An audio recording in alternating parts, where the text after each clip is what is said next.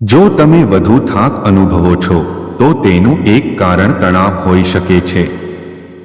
થાકને લાંબા સમય સુધી નજરઅંદાજ ન કરવો જોઈએ, પરંતુ સમયસર તેની કાળજી લેવી જોઈએ. આ જીવનમાં દોડવા કરતાં બહેતર કદાચ કોઈ ભાગ્યશાળી વ્યક્તિ હશે જે કોઈ બાબતમાં તણાવમાં ન હોય. આજના સમયમાં દરેક વ્યક્તિને તણાવ ઘેરી વળે છે. સ્ટ્રેસના કારણે માત્ર આપણું મન જ વ્યગ્ર થઈ જાય છે, પરંતુ તેની અસર આપણા આખા શરીરમાં દેખાવા લાગે છે. તણાવની આડઅસર ધીમે ધીમે શરીર પર તેની અસર દર્શાવે છે.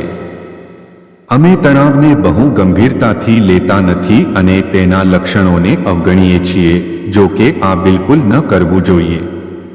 ઘણીવાર લોકો એવું માને છે કે તણાવની આપણા શરીર પર કોઈ અસર નથી થતી, પરંતુ આ માન્યતા સાવ ખોટી છે. જ્યારે આપણે કોઈ વાતને લઈને ટેન્શનમાં હોઈએ છીએ ત્યારે માત્ર આપણું મન જ થાકતું નથી, પરંતુ તેના કારણે આપણું શરીર પણ થાકવા લાગે છે. જો તમે વધુ થાક અનુભવો છો તો તેનું એક કારણ તણાવ હોઈ શકે છે. આ થાકને કારણે છે. જો તમે ખૂબ જ થાક અનુભવી રહ્યા છો અથવા કોઈ પણ કામ કરવા માટે તમારા શરીરમાં ઊર્જા બચી નથી, તો તેના માટે ઘણા કારણો હોઈ શકે છે. વધારે કામ, તાવ કે રમતગમત પછી થાક લાગવો એ સામાન્ય બાબત છે, પરંતુ આના માટે તણાવ સહિત અન્ય ઘણા કારણો છે. આવો જાણીએ આ વિશે. 1. કસરતનો અભાવ. 2. કેફીનનો ઓવરડોઝ.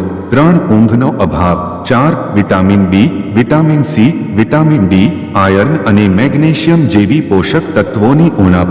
5. નિર્જલીકરણ. 6. અતિશય તણાવ લો.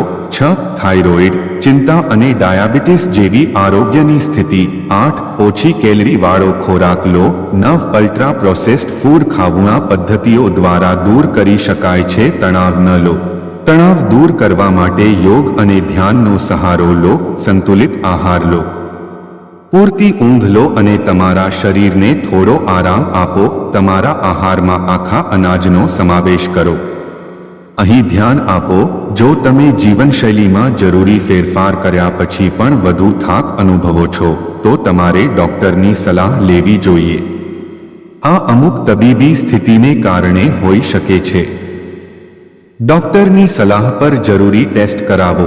હંમેશા થાકેલા રહેવાની સમસ્યાને બિલકુલ નજરઅંદાજ ન કરવી જોઈએ.